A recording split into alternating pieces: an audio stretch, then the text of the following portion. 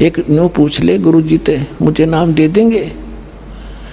तो उसने जाके कहा महाराज जी भगत जी आए हैं और यूं कहे दीक्षा मिल जाएगी। कहा बेटा बोला।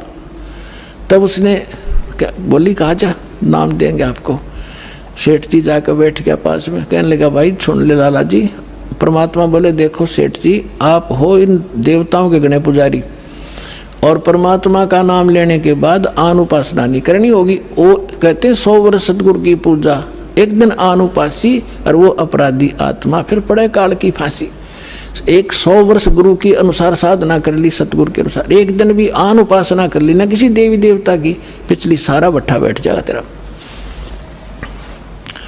तो वो लाला जी बोला, सेठ दामोदर कहने लगे महाराज जी मैं बाणिया हूँ और सौदा करना खूब जानता हूँ, मैंने सारा कुछ सुन लिया और सब कुछ देख लिया। आज मैंने सारे कथा सुन रखी खूब बड़ी बड़ी, जो ज्ञान आपने दिया इस पृथ्वी पर नहीं, और मैं जो वचन कराया करूँ दाता और पक्का करता हूँ, आप मेरे गुरु मैं आपका चेला।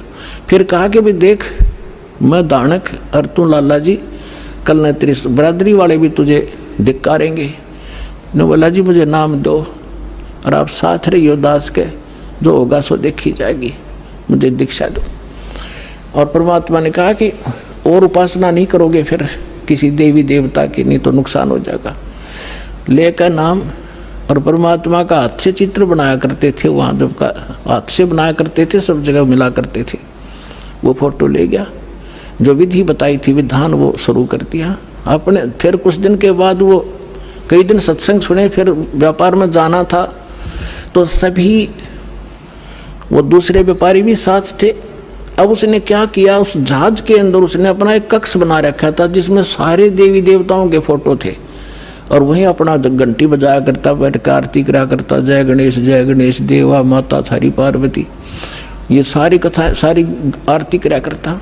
अब उसने क्या किया, जाके पहले सारी मूर्ति उठाई और समुद्र में जहाज उठाए, समुद्र में जल प्रवाह कर दी और एक फोटो परमात्मा कबीर जी का लगा लिया। अब दूसरे जो थे वो लाला जी, उन्हें देखा रहे दामोदर ये देवी देवताओं के फोटो कहाँ गए।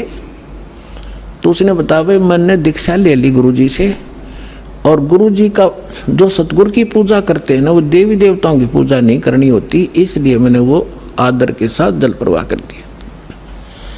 तो वो सारे कहने लगे रहे तू भट्ठा बैठावेगा, तेरा नाश हो जाएगा। क्या है ये कबीर, ये धानक एक जुलाहा, इसकी कड़फंटी में आ गया तू, कहाँ बातों में आ गया, तेने देवता छोड़ दिए, रामकृष्ण जैसे बलवान भगवान छोड़ दिए, देखना तेरा क्या होगा। वो बोले भाई कुछ भी हो मेरे साथ, आप अपनी क्रिया करो, मैं आपको ना कहता, आप मेरे पीछे क्यों पड़ गए, मैं अपनी करूँगा आप अपनी करो। अब उस दिन उसके बाद उसको कबीर कहने लगे कि यूँ आ गया कबीर, दामोदर कहना छोड़ दिया। ने बोला भाई कुछ भी कहो, थारी भी जी पवित्र है, भगवान का नाम लेने थे, ठीक है मुझे मालूम है तुम किस विषय से कह रहे हो, कोई बात नहीं। अब वो चले गए और सब अपना माल लाद के बच्चों समेत जा रहे थे कुछ तो, क्योंकि 3-4 महीने वापस आया करते थे। जब वापस आ रहे थे पूरा माल लाद के और बीच में जब आ लिए समुद्र के, एक भयंकर साइक्लोन उठा, तूफान, समुद्री तूफान 30-40 फुट ऊंचा होकर और इतनी 200 किलोमीटर प्रति घंटा की स्पीड से चला करता, जहाज दिखाता निशान भी ना पाओ उसमें कित पड़ा है। और देख लिया उन नबी, क्योंकि छोटे मोटे तूफान कई बार ऐसे होते थे, वो उनको पता था ऐसी स्थिति बहुत भयंकर होती है। उन्होंने देखा तूफान उठ गया भाई, शाम का समय था, बिल्कुल सूर्यास्त होने वाला था। अब इतना भयंकर तूफान उठा, उन्होंने देखा कि तो भाई हो गया, काम बिगड़ गया। और तो थोड़ी बहुत तूफान दूर था, समुद्र में हलचल पहले शुरू होगी और जहाज डगमग करने लगा जो बुरी तरह। अब सारे अपने अपने देवता ने याद करें, कोई राम ने, कोई कृष्ण ने, जो भी जिसका इष्ट था, और दामोदर शांत बैठे। अब सब घबरा रहे थे, घिगी बंदगी, बच्चे मरे, सारी संपत्ति का नाश हुआ था।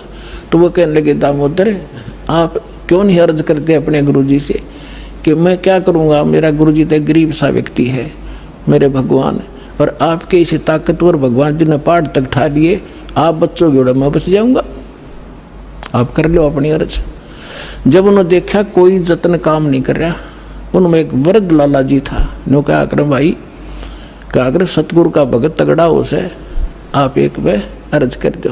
ने बोला तुम बैठ जाओ, कदे बीच में फिर नो को महाराज ने सुन ली थी, अग बैठा को नहीं जाता, तो कर लिया रजम बंद हो जाते। तब दामोदर ने कहा था, परमात्मा आपका ज्ञान समझ में आ गया और मैंने आपकी महिमा इनका आगे घड़ी गा रखी है, और दाता मुझ नीच के, ठीक है आप तो समर्थ हो, सक्षम हो, कुछ भी कर सकते हो, अगर आज कोई उक चुक होगी मुझ नीच के कारण होगी, मेरे में कोई त्रुटि होगी, मैं आपकी मर्यादा ठीक नहीं कर पाऊंगा, हे परमात्मा आपकी बेइज्जती का कारण ये दास बनेगा। न्यू कह कर बेहोश हो गया और जैसे पुकार के इस बात ने सोच कर मैं तो बहुत क्या करता, परमात्मा न्यू कर दिया, उसका न्यू कर दिया, उसके ऐसे कर दिया। इतने समय में अंधेरा हो गया, रात के 8-9 बज गए और चांदनी रात्रि थी। तूफान ऐसे बैठ गया जैसे छाड़ा सा वहीं का वहीं, न्यू का न्यू धरती में।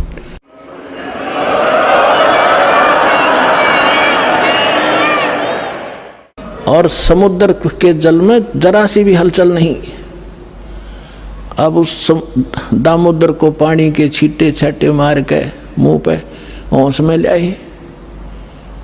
तब उन्होंने कहा कि भाई दामोदर हमसे बड़ी घनी गलती हुई, हमने आपके गुरुदेव की बेइज्जती करी, हम कति नीच प्राणी हैं।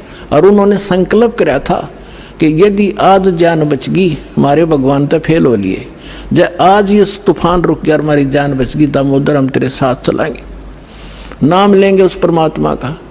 तब दामोदर को कंधे पे बैठा लिया उन लालाओं ने, हर ने बोले बोलो दामोदर की जय, ने बोला नहीं जय बोलो जिसने यू काम कराया है, बोलो कबीर परमेश्वर जी की जय हो।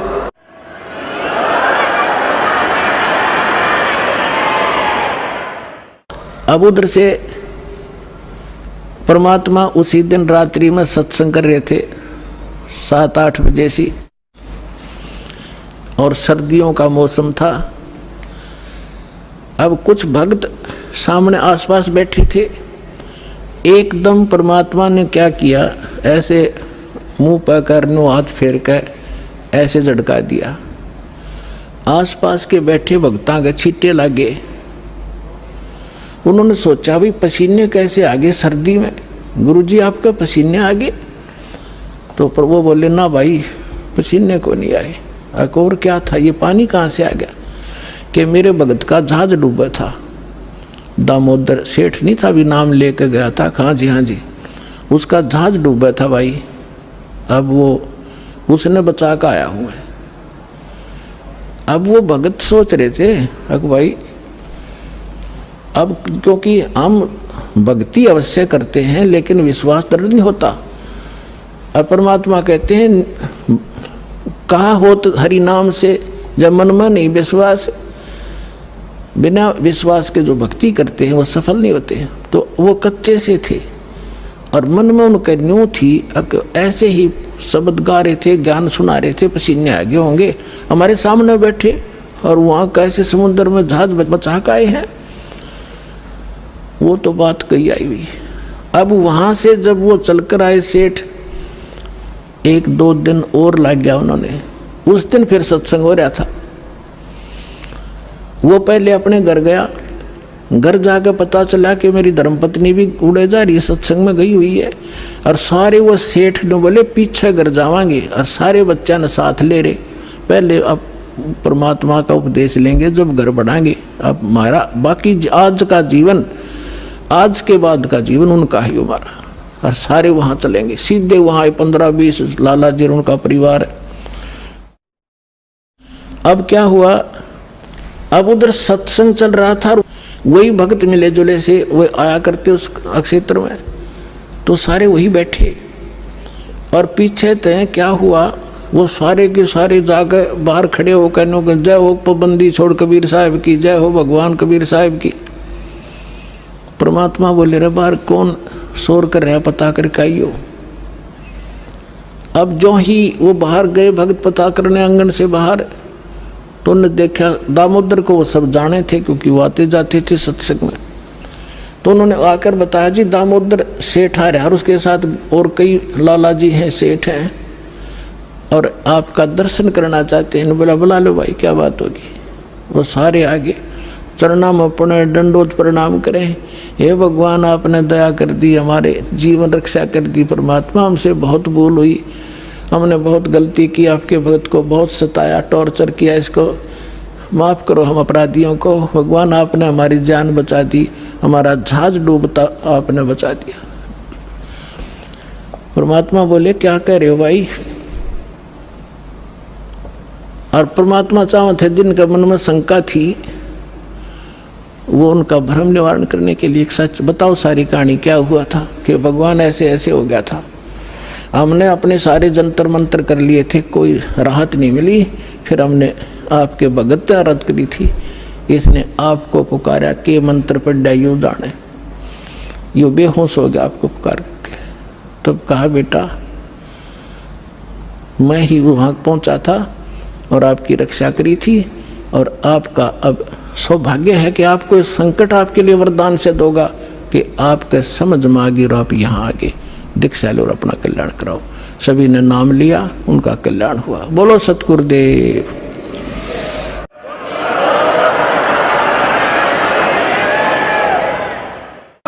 दामोदर सेठ के हुए थे अकाज, अर्ज करी डूबता देखे जहाज। दामोदर सेठ के हुए थे अकाज, अर्ज करी डूबता देखे जहाज। लाज मेरी रखियो गरीब नवाज, समुद्र से पार लंघाने वाले। लाज मेरी रखियो गरीब नवाज, समुद्र से पार लंघाने वाले। धन धन सतगुरु सत कबीर भक्त की, पीड़ मिटाने वाले। सत साहिब।